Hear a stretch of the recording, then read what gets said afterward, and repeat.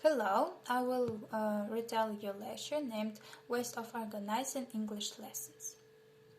When you're planning your English lessons, there are a lot of things to keep in mind. You know your lesson must be focused on a specific topic and contain different kinds of activity to keep it interesting. How should your lessons be organized? There are two main factors to keep in mind: time and activity. Of course, the time for your English lesson is limited. You want to use that time the best possible way so you can complete each type of activity. For students, it is very important to understand each topic before you continue with the next one.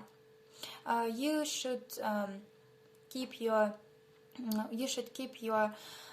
lesson fun and interesting by doing different types of activity.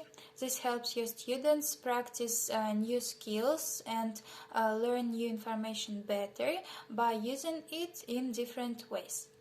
First part of class named Greeting and Review 5 minutes. Whether you're working with just one student or you're working with a large class, it is important to say hello. There are two main reasons for this.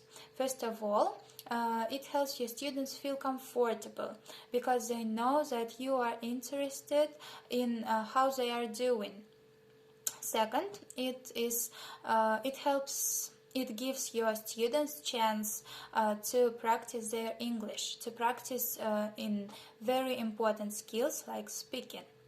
Write the topic in the blackboard and give some examples. Now your students are concentrated on English. What we do at each class, it is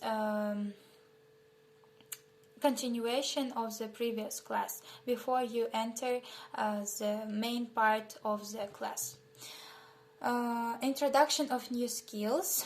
It is second part of the class, 20 minutes. Now you and your students are comfortable. You know what you did at the previous class. Take a moment to explain your students what you will do today. First of all, give a clear step-by-step explanation about topic. Write the topic, write the theme on the blackboard and give examples. Check students' understanding by asking them questions. Third part of class named Activation 25 minutes. Now you and your students are ready for the most important part of the class, activation. In order to remember the new skills you have just taught them, and your students must activate them. It means that students need to use the new skills themselves. You should spend about 25 minutes for activation. Activation must be as fun, as interesting as possible, because when your students enjoy they are doing, they will remember the new information better.